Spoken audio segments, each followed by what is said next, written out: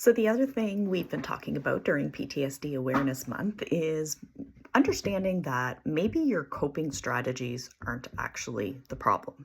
And what I mean by that is um, our survival mechanisms help us develop behaviors to protect us. These are things that kind of happen in the aftermath of trauma, and it can look like things like addiction, anger, irritability. It can look like emotional shutdown, avoidance.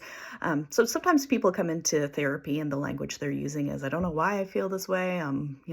Pushing people away from me and I don't really want that, or I'm lashing out at the people I love and I just can't seem to stop it.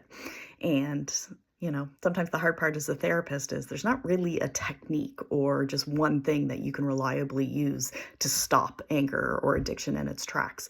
And what we know from doing trauma work is that oftentimes these behaviors developed in response to something. So at some time they were adaptive and protective behaviors, protecting us from something that was causing us harm. But when in the aftermath of that, these behaviors can become problematic in their own.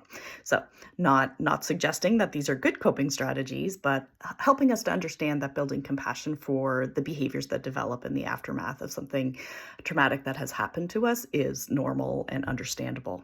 So the treatment for that is also understanding, that we need to get to the roots of when these behaviors began so we can create a new pathway in the brain. We can shift our understanding of ourselves in that situation. So if you've been feeling like you've got a coping strategy that is just not working for you anymore, coming to therapy, we might be able to help figure out where that all began and get you on a new path to feeling good.